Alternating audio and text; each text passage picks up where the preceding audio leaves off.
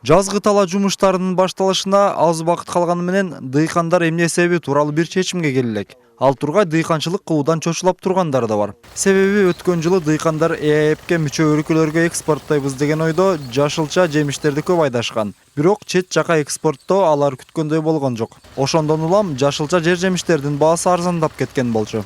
Азыр арзан жакшы эле эккенбиз, картошкаларыбыз жакшы, нормальный болуп атат. Бирок базар баасы да такыр эле төмөн. Биздин эккен нерселерибиздин бардыгы сарптаган каражаттарыбызга эч кандай дал келбей атат. Жазгы тала жумуштарына кызуу даярдык көрүп жаткан дыйкандар өкмөт тараптан колдоо болсо экен деген үмүттө турушат. Анткени айыл чарба продукцияларынын кайсыл түрүн ЭЭПке мүчө өлкөлөргө экспорттоолору азырынча айтыла элек. Былтыр чыгымга учураган дыйкандар быйылда бир жыл мурдагы абал кайталанып калбаса деп тынчсызданып жатышат. Көбөгөндө коркот. Onun için stabildi bir жооп берген адам жок. Мынандай эксең мынандай деп. Азыр мына тамекилерди эч ким экпей койду, пактаны экпей койду. Мынанча сомдон деп кийин келгендер алынбайт. Болду бүттү.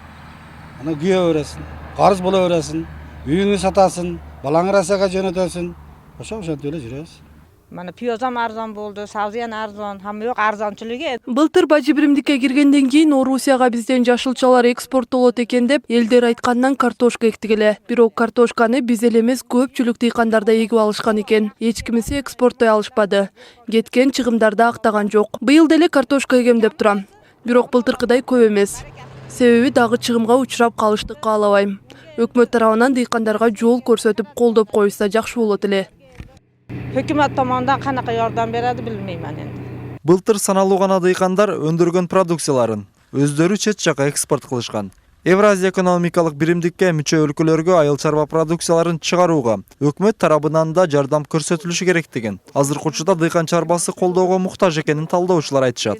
Биз өкмөттү эмне үчүн кармайбыз айыл чарба министрлигине? Себеби дегенде дыйкандар өз билемдик кылып эле бир жылы картошканын баасы өссө толугу менен картошка айдап алышат. Андай болбош керек.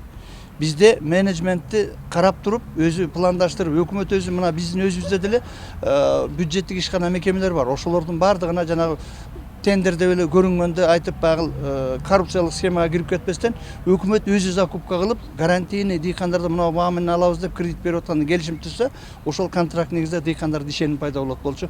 2015-жылы Кыргызстандан ЭЭПке мүчө өлкөлөргө жашылча жемиштер көп экспорттолгонун айыл чарба министрлиги билдирет. Быйыл жашылча жемиштерди экспорттоодо мүмкүнчүлүк азыраак. Анткени Орусия жана Казакстанда өздөрүнүн дыйкан чарбасына колдоо күчөтүлүп жатат. Азыр Россия башка эбелерге запрет коюп койбоду, башка өлкөлөргө. Ошол себептен аларга